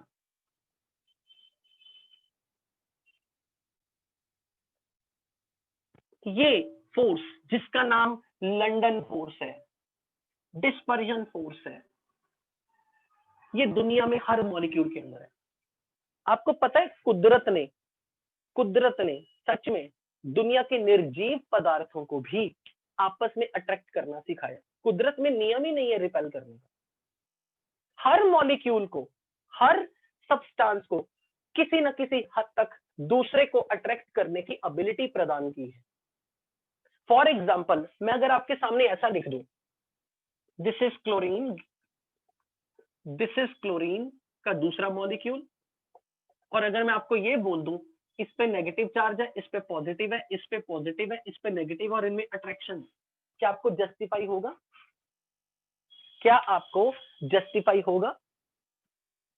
नहीं होगा। क्यों? क्योंकि सारे तो सेम इलेक्ट्रोनेगेटिविटी के थे, ऐसा क्या हो गया? एक्चुअल में क्या होता है, अब उसका रीजन सुनो। एक्चुअल में क्या होता है, जब आप किसी एटम की बात करते हो ना, एक एटम और उसके अराउंड इलेक्ट्रॉन घूम रहे हैं, और ये दूसरा एटम जिसमें भी न्यूक्लियस के अराउंड इलेक्ट्रॉन घूम रहे हैं, तो कभी कभी घूमते घूमते ये इलेक्ट्रॉन एक तरफ इकट्ठे हो जाते हैं। इसलिए ये वाला साइड इलेक्ट्रॉन रिच नेगेटिव बन जाता है, ये पॉजिटिव बन जाता है। और जैसे ये नेगेटिव पॉजिटिव बनता है, ये इसके इलेक्ट्रॉन को तुरंत खींचता है इधर की तरफ। तो इसमें भी नेगेटिव और इसमें पॉजिटिव रीजन बन जाते हैं और ये आपस में अट्रैक्ट करना शुरू कर देते हैं। पर ये पल भर की अट्रैक्शन है। अगले ही मोमेंट पे जैसे इलेक्ट्रॉन सिमेट्रिकली घूमे, इसी अरेंजमेंट में आए, ये चार्ज फिर से खत्म हो जाता है। तो इस टाइप की अट्रैक्शन को बोलते हैं इंड्यूस्ड डाइपोल अट्रैक्शन, जो सिर्फ मोमेंटरली कुछ पलों के लिए, हर समय हर मॉलिक्यूल में ऐसा होता है। क्योंकि इलेक्ट्रॉन जैसे एक जगह पे इकट्ठे हो जाते हैं, उधर नेगेटिव, इधर पॉजिटिव, इधर नेगेटिव, इधर पॉजिटिव चार्ज आता है। पर कोई पूछे ऐसा होता क्यों? This is spontaneous reaction, spontaneously होता है। क्यों? क्योंकि अट्रैक्शन करने का स्वाद हर मॉलिक्यूल चखना चाहेगा, क्योंकि इस अट्रैक्शन में एनर्जी रिलीज होती है। इसलिए जो नॉन पोलर मॉलिक्यूल है, नॉन पोलर मॉलिक्यूल, वो भी जब आपस में एक दूसरे के पास आते हैं, they try to polarise each other. अब मैं इसके एग्जांपल देता हूं कि ये थॉट आई कैसे, ऐसा क्यों हुआ। अगर आपको याद हो, गैसियस स्टेट में अगर मैं आपको ले जाऊं, आपने ये पढ़ा था, हर गैस को हम क्रिटिकल टेम्परेचर से अगर बिलो टेम्परेचर पे ले जाएं, हाई प्रेशर पे ले जाएं, तो गैस लिक्विफाई हो सकती है। याद है, गैसियस स्टेट में ये चीज पढ़ी थी कि gas can be liquefied but at very high pressure and at very low temperature. जब भी किसी गैस का टेम्परेचर बिलो क्रिटिकल टेम्परेचर होगा, आप उस पर प्रेशर लगाओगे तो गैस लिक्विफाई होगी। अब मुझे एक बात बताओ, अगर मैंने आपके सामने ऐसे लिखा हो N2 गैस और N2 लिक्विड, डिफरेंस यही है ना कि यहाँ नाइट्रोजन के मॉलिक्यूल्स में, नाइट्रोजन और नाइट्रोजन के मॉलिक्यूल्स में किसी भी तरह का अट्रैक्शन रिपल्शन नहीं है, क्योंकि वो गैस फॉर्म में है। They are in the gas form, the attraction between them is negligibly small. लेकिन द मोमेंट आप उसको लिक्विड फॉर्म में ले आओगे, अब उनके बीच में अट्रैक्शन होगी, क्योंकि ये लिक्विड है और लिक्विड में एक मॉलिक्यूल और दूसरे मॉलिक्यूल में अट्रैक्टिव फोर्स होती है। पर कोई पूछे ये भी नॉन पोलर है, ये भी नॉन पोलर है, इनमें कौन सी अट्रैक्शन पैदा हुई? आंसर इज इस टाइप की। क्योंकि जब आप नाइट्रोजन को लिक्विफाई करने के लिए बहुत हाई प्रेशर लगाते हो, बहुत ठंडा करते हो, बिलो क्रिटिकल टेम्परेचर, तो एक मॉलिक्यूल दूसरे मॉलिक्यूल में पोलैरिटी इंड्यूस करता है कुछ इस तरह से, ये नेगेटिव बन जाए, ये पॉजिटिव बन जाए, ये पॉजिटिव बन जाए, ये नेगेटिव बन जाए। What I am saying is कि जब भी कभी हम किसी गैस को लिक्विफाई करते हैं और उसके लिए हमें गैस को ठंडा करना पड़ता है बहुत बिलो क्रिटिकल टेम्परेचर, और किसी गैस के ऊपर बहुत हाई प्रेशर लगाते हैं, तो हम गैस के मॉलिक्यूल को जब बहुत पास लेके आते हैं, बहुत पास लेके आते हैं, तो वो एक दूसरे के अंदर पोलैरिटी इंड्यूस करते हैं। और वो पोलैरिटी इस तरह से इंड्यूस होगी कि एक अपना नेगेटिव चार्ज लेगा, दूसरा पॉजिटिव लेगा, एक पॉजिटिव, ये नेगेटिव, ये अट्रैक्शन होगी। और अगर आपने उनको इतना ज्यादा लो टेम्परेचर पे ले गए, इतना ज्यादा हाई प्रेशर कर दिया कि वो सॉलिड बन गए, तो तब तो ये अट्रैक्टिव फोर्स बहुत स्ट्रांग हो जाएगी, क्योंकि सॉलिड्स में तो अट्रैक्टिव फोर्स इवन स्ट्रॉन्गर। तो ये तो नॉन पोलर मॉलिक्यूल थे, फिर भी इनमें अट्रैक्शन आई। क्यों? क्योंकि इनमें वंडरवॉल फोर्स ऑफ अट्रैक्शन था, इंड्यूस्ड डाइपोल अट्रैक्शन थी। तो ये जो वंडरवॉल फोर्स की अट्रैक्शन है, इंड्यूस्ड डाइपोल अट्रैक्शन है, ये ना मानो कि वो सिर्फ नॉन पोलर मॉलिक्यूल में होती है। ये अट्रैक्शन दुनिया की हर चीज में है, हर मॉलिक्यूल में है, चाहे वो पोलर हो, चाहे वो नॉन पोलर हो, सब में ये अट्रैक्टिव फोर्स है। लेकिन इंड्यूस्ड डाइपोल का नाम इसे क्यों मिला? क्योंकि this was non polar, this was non polar. तो अगर कोई आपसे ये कह देना कि ये तो मोमेंटरली है, तो फिर अभी आप कह रहे थे मोमेंटरली, तो मैंने मोमेंटरली वर्ड क्यों बोला? क्योंकि जब आप नाइट्रोजन को लिक्विड बना रहे हो, तो आपने कंडीशन क्या लगा दी? At very low temperature, at very high pressure. The moment आपने टेम्परेचर रूम टेम्परेचर किया, द मोमेंट आपने प्रेशर को वापस से लूज कर दिया, ये फिर से अलग हो जाएंगे अपने आप, उनको याद आ जाएगा कि हम गैस है। इसलिए मैंने मोमेंटरली वर्ड यूज किया। So London force is just the name of the scientist. London dispersion force. Hitler London नाम का एक साइंटिस्ट है जिसने इसे डिस्कवर किया था. पर अगर कोई आपसे ये पूछे कि इंड्यूस्ड डाइपोल अट्रैक्शन का क्या मतलब है, तो आप क्या जवाब दोगे? नॉन पोलर मॉलिक्यूल में पोलैरिटी इंड्यूस होने से जो अट्रैक्शन है, राइट? सो हम ये बोलेंगे attractive force that exist between two non polar molecules under certain conditions of temperature and pressure.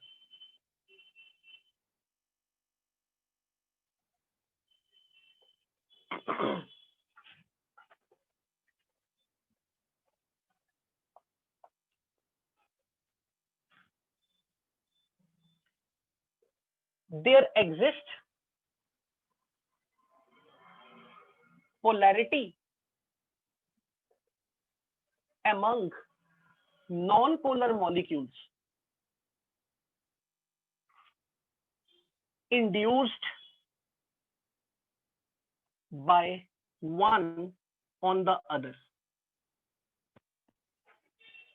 and this force of attraction is inversely proportional to 6th power of the distance between them.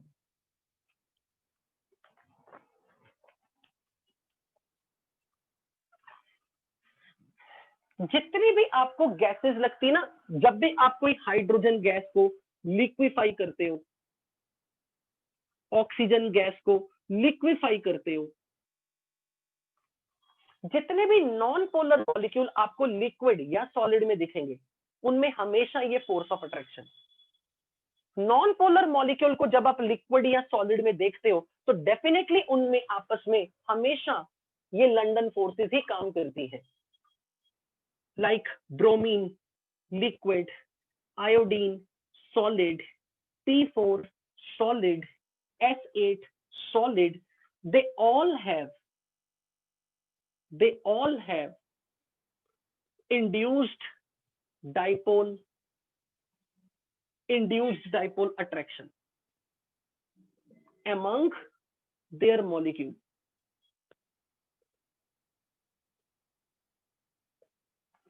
मैं ये कहना चाहता हूं कि अगर मेरे पास hydrogen liquid form में है, तो इन हाइड्रोजन के ऊपर पोलैरिटी इंड्यूस्ड है, पर तब तक जब तक इनमें आपने लिक्विड या सॉलिड बनाया. This attractive force is dispersion attraction, London attraction.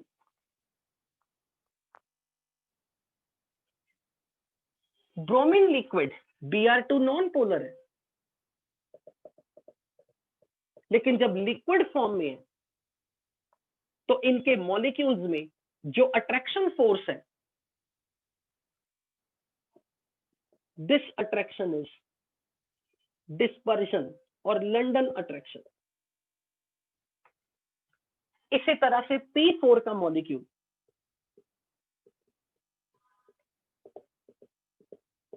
इसमें सारे बॉन्ड फॉस्फोरस के, ऑल आर सेम इलेक्ट्रोनेगेटिविटी. ये नॉन पोलर बॉन्ड है, नॉन पोलर मॉलिक्यूल है, फिर भी इसका अट्रैक्शन अपने जैसे दूसरे मॉलिक्यूल के साथ, इनके बीच में आपस की attraction, inter molecular attraction, this is weak attraction which is induced dipole attraction.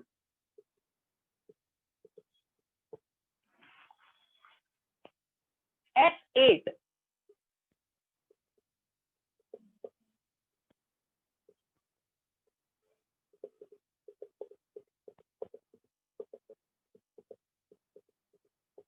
they all have bond between the two same atom, non-polar bond, no electronegativity difference. पर एक दूसरे के सामने जब आएंगे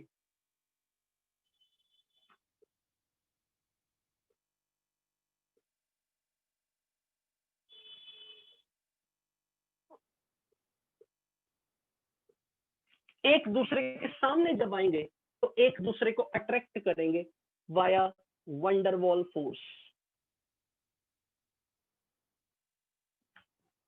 पर मैंने अभी आपके सामने बार बार एग्जांपल दिया नॉन पोलर मॉलिक्यूल, क्योंकि bond between two same atoms, इन सबके बीच में जो फोर्स ऑफ अट्रैक्शन है आपस में, एक मॉलिक्यूल दूसरे मॉलिक्यूल के बीच में, इसका किसी तीसरे मॉलिक्यूल के साथ, इसका किसी चौथे मॉलिक्यूल के साथ, this is van der Waals force, dispersion force, London force, induced dipole attraction.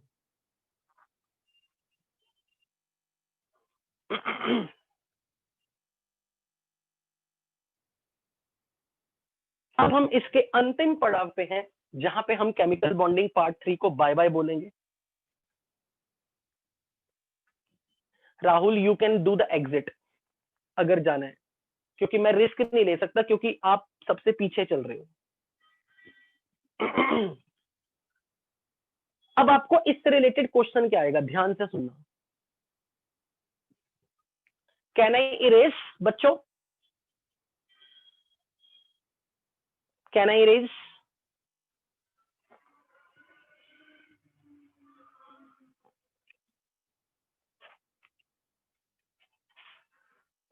जितनी भी ये आपने 5 तरह के फोर्स सुने, वीक फोर्सेस सारे के सारे, सबसे पहले आयन डाइपोल आपने सुना, फिर डाइपोल सुना,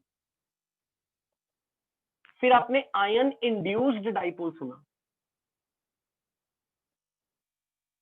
फिर आपने डाइपोल इंड्यूस्ड डाइपोल अट्रैक्शन सुनी, और लास्ट में आपने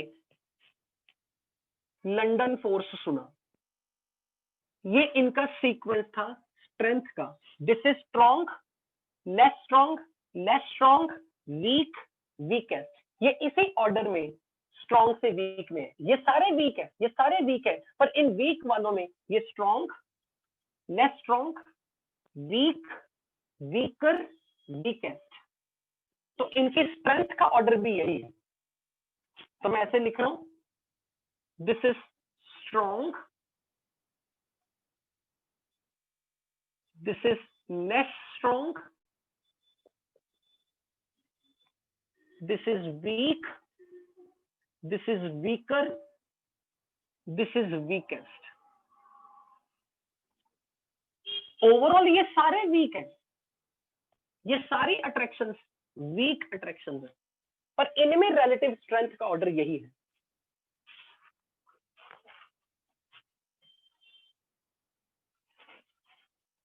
अब आपको इन पे क्वेश्चन कैसा आता है वो देख लो, क्योंकि वो जानना असली काम है मार्क्स लेने के लिए। अब आपको क्वेश्चन ऐसा आएगा, arrange the following in increasing order of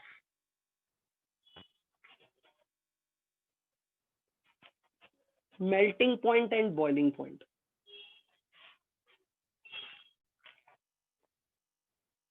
helium, neon, argon, krypton, xenon. Methane, silane, germane, stannane, plumbane. N2P4S8, F2Cl2, Br2, I2, ICl, Cl2।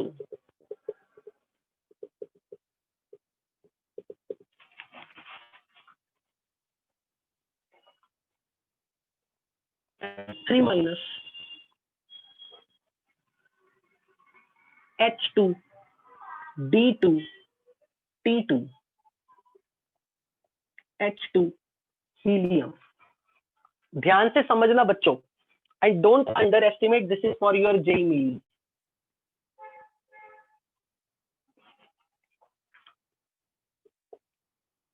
Pentane 1 2 3 4 5, pentane, isopentane, neopentane.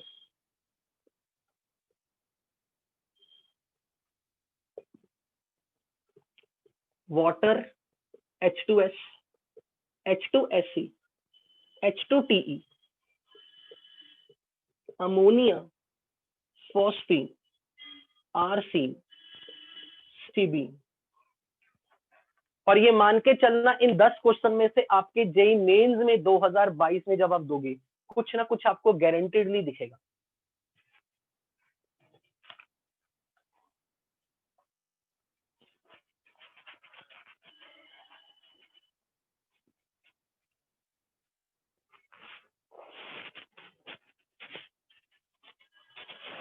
जब भी कभी कोई सवाल मेल्टिंग पॉइंट बॉइलिंग पॉइंट पे आएगा, आपने हमेशा सबसे पहले देखना है क्या आपस में हाइड्रोजन बॉन्डिंग हो सकती है किसी में।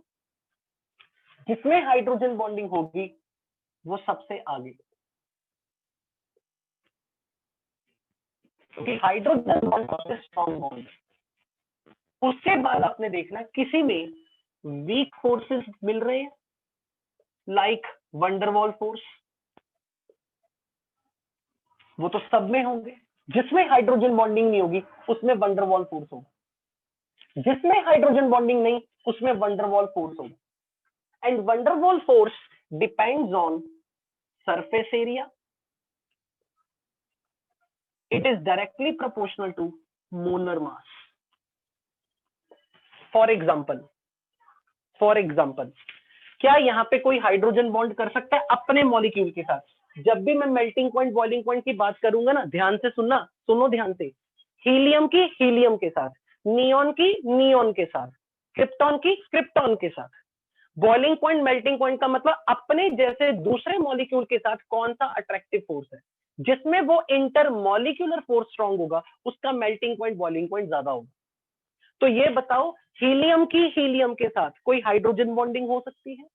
नियॉन की नियॉन के साथ, आर्गन की आर्गन के साथ, क्रिप्टॉन की क्रिप्टॉन के साथ, जीनॉन की जीनॉन के साथ नहीं हो सकती, अंतरिक्ष नहीं हो सकती। तो जहां हाइड्रोजन बॉन्डिंग नहीं, वहां देखना van der Waals force of attraction among helium helium, neon neon, argon argon, krypton krypton, xenon xenon. तो ये वंडरवॉल फोर्स डिपेंड करते सरफेस एरिया। सरफेस एरिया कैसे डिसाइड होगा? अगर किसी में जितने नंबर ऑफ एटम ज्यादा होंगे, नंबर ऑफ एटम जिसमें ज्यादा होंगे उसका सरफेस एरिया ज्यादा माना जाएगा। जैसे इसमें एक एटम एक एटम एक एटम एक एटम एक एटम, तो surface area directly proportional to atomic radius भी बोल सकते हो।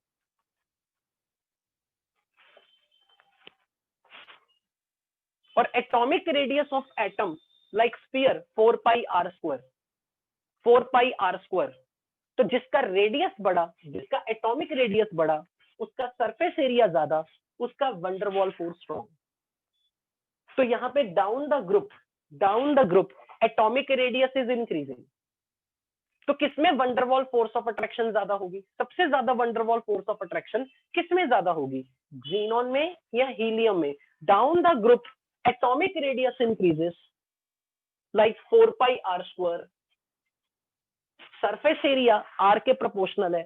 तो जिसमें रेडियस ज्यादा उसका वंडरवॉल फोर्स ऑफ अट्रैक्शन ज्यादा, उसमें मेल्टिंग पॉइंट बॉइलिंग पॉइंट ज्यादा। पर ये अट्रैक्टिव फोर्स वंडरवॉल फोर्स किसके साथ हो रही है ये बताओ। जब मैंने बोला वंडरवॉल फोर्स ऑफ जीनॉन, इसका मतलब क्या है?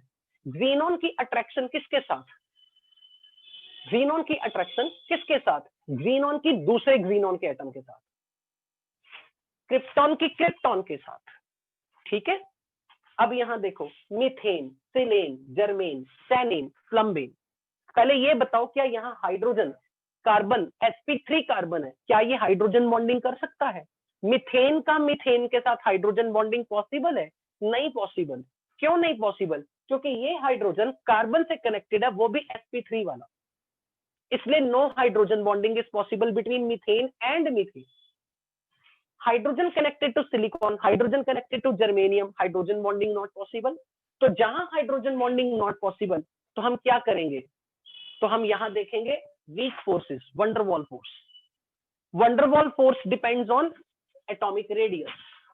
Atomic radius carbon, silicon, germanium, tin, lead, down the group atomic radius is increasing. So what will be your answer?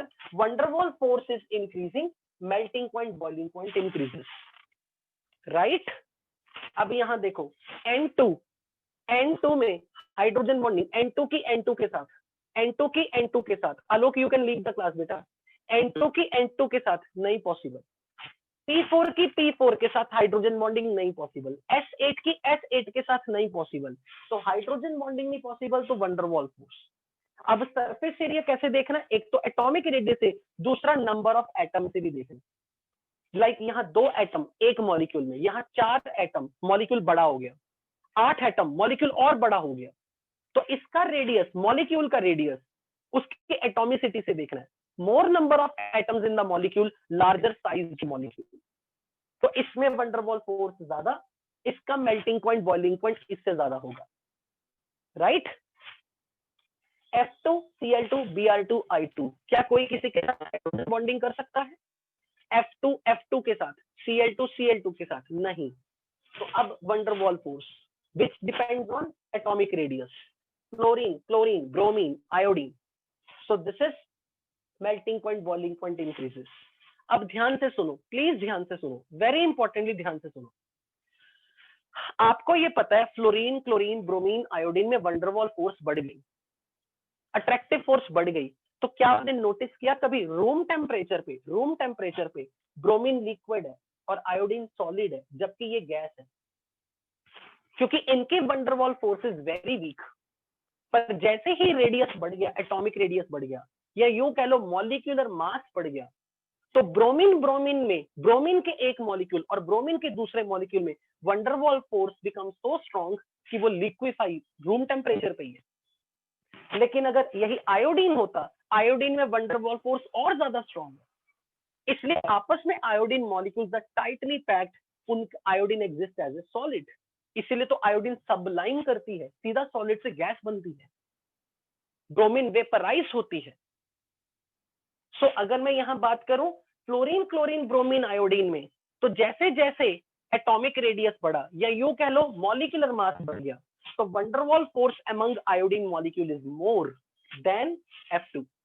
So wonder molecular mass वगैरह बढ़ने से हम ये कह देंगे मेल्टिंग पॉइंट, बॉइलिंग पॉइंट भी बढ़ेगा, बिकॉज वंडर वॉल फोर्स का strength decided by surface area, and then अगर ये फैक्टर हेल्प ना करे तो मॉलिक्यूलर मास, और सरफेस एरिया को प्रिडिक्ट करने के लिए number of atoms in A molecule.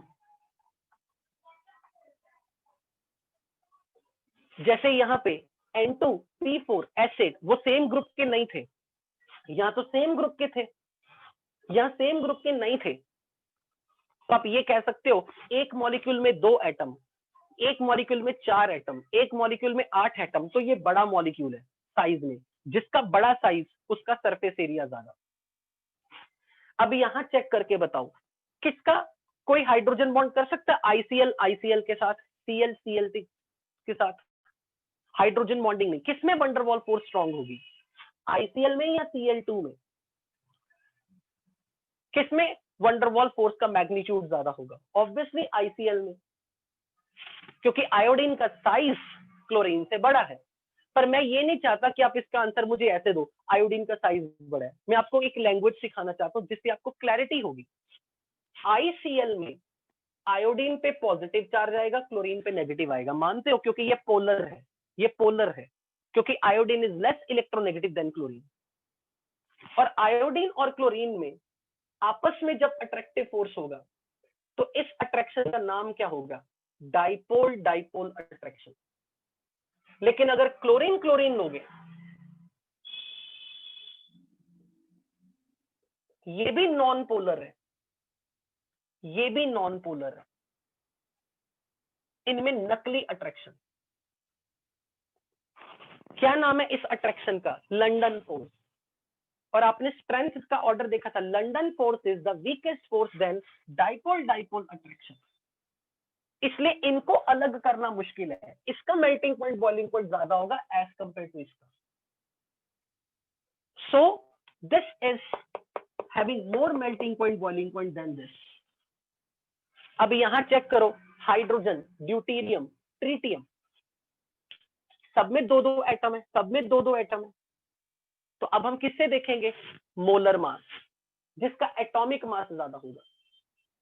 तो ट्रिटियम का मेल्टिंग पॉइंट, बॉइलिंग पॉइंट ज्यादा होगा, क्योंकि यहां पर एटॉमिक मास से हमने देखना है, क्योंकि एटम तो दो दो हैं, और हाइड्रोजन, ड्यूटेरियम, ट्रिटियम तो आइसोटोप्स है, उनका रेडियस भी सेम ही है। तो हमने मोलर मास देखना है। जब आइसोटोप्स की बात होगी तो मोलर मास। अब यहां देखो, हाइड्रोजन, हीलियम, हाइड्रोजन का मोलर मास, हाइड्रोजन का मोलर मास 2 है, हीलियम का मोलर मास 4 है। तो क्या आंसर आएगा? हाइड्रोजन। हीलियम नहीं आएगा, आपका आंसर गलत हो जाएगा। मैंने सबसे पहले आपको क्या बोला? पहले periodic surface area which is number of atoms in the molecule, बाद में मोलर मास। तो surface area is more for big sized molecule, जिसमें एटॉमिसिटी ज्यादा हो। तो ये एग्जांपल आपकी गलती करवा सकता है, क्योंकि पहले प्रायोरिटी सरफेस एरिया या number of atoms in A molecule, बाद में मोलर मास। अब ये देखो यहाँ पे पेंटेन, आइसोपेंटेन, नियोपेंटेन, जितने भी कार्बन के कंपाउंड्स हैं, ऑर्गेनिक मॉलिक्यूल है, यहाँ कार्बन देखो 5, पेंट मतलब 5, पेंट मतलब 5, पेंट मतलब 5, एटम्स बराबर है, नंबर ऑफ एटम्स बराबर है। अगर पेंटेन, हेक्सेन, हेप्टेन होता तो कार्बन चेन बढ़ती जा रही है, नंबर ऑफ एटम्स बढ़ने से जो लॉन्ग चेन होगी उसका मेल्टिंग पॉइंट, बॉइलिंग पॉइंट ज्यादा आएगा। अगर यहाँ पे कार्बन चेन, यहाँ पे सब में 5 5 5 कार्बन एटम्स की है, पेंटेन, आइसोपेंटेन, नियोपेंटेन, सब में नंबर ऑफ कार्बन एटम्स 5 5 5 है, राइट? मुझे पता है अभी किसी बेवकूफ ने कॉल कर दी थी, वो आवाज दब गई होगी, तो जस्ट डोंट फोकस, इस अभी आवाज आ जाएगी, it will resume, just a minute, अपने आप आ जाएगी। हेलो हेलो हेलो, अब सब कुछ ठीक हो जाएगा with in a minute. Okay,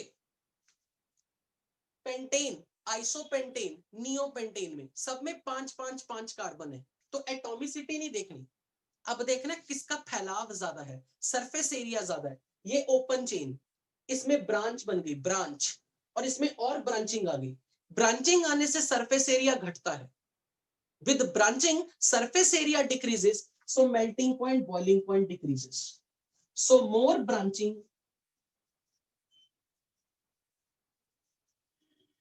decreases surface area।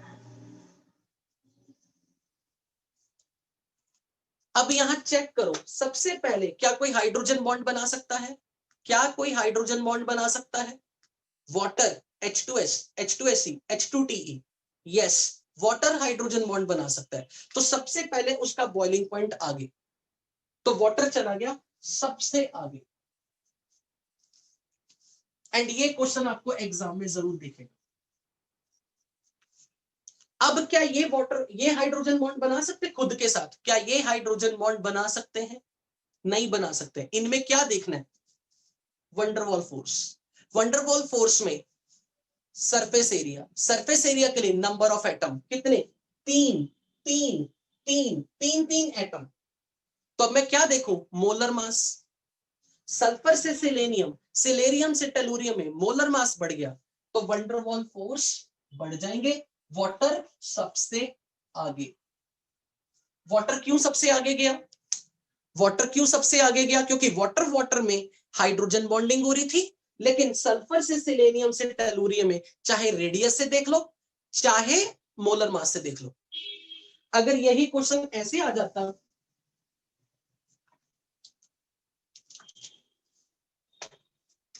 HF, HCl, HBr, HI का मेल्टिंग पॉइंट, बॉइलिंग पॉइंट, क्या कोई हाइड्रोजन बॉन्ड बना सकता है? क्या कोई हाइड्रोजन बॉन्ड बना सकता है? कौन? HF के साथ। तो इसका boiling point, boiling point HF का सबसे आगे। लेकिन HCl, HBr, HI में कोई हाइड्रोजन बॉन्ड नहीं बना सकता, तो वंडरवॉल फोर्स किस पे डिपेंड करेगी? मोलर मास या रेडियस। क्लोरीन ब्रोमीन आयोडीन का साइज बढ़ रहा है, तो इनके लिए बॉइलिंग पॉइंट का ऑर्डर ऐसा। समझ आ गया सारा?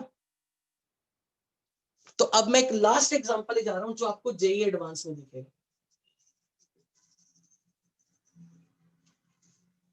अमोनिया PH3 ASH3 SbH3, क्या कोई हाइड्रोजन बॉन्डिंग कर सकता है? हाइड्रोजन बॉन्डिंग कर सकता है, अमोनिया कर सकता है, सबसे आगे नहीं, बीच में, सबसे आगे नहीं जाता। लेकिन इनमें कंपैरिजन करना हो तो वंडरवॉल फोर्स के साथ देखना, और वंडरवॉल फोर्स, फास्फोरस से आर्सेनिक में मोलर मास बढ़ गया, मोलर मास बढ़ने से वंडरवॉल फोर्स बढ़ गई, यहां ऑर्डर बॉइलिंग पॉइंट का ऐसा होगा।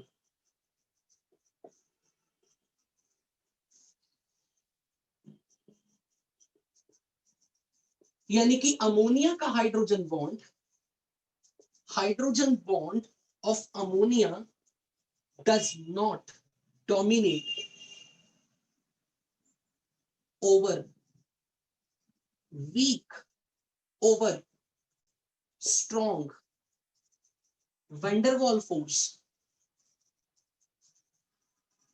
of SbH3।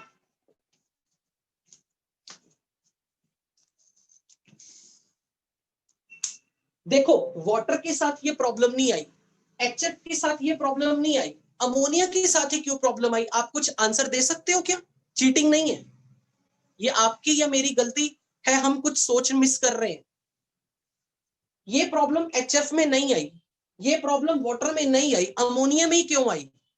कुछ याद आ रहा है? HF water ammonia, HF water ammonia में सबसे वीक हाइड्रोजन बॉन्डिंग किसकी होती है? सबसे weak hydrogen bond H connected to F, H connected to O, H connected to nitrogen. What is happening? Strength of hydrogen bond is decreasing. Hydrogen bond की strength week हो रही थी ammonia में, इसलिए वो एंटीमनी से हार गया,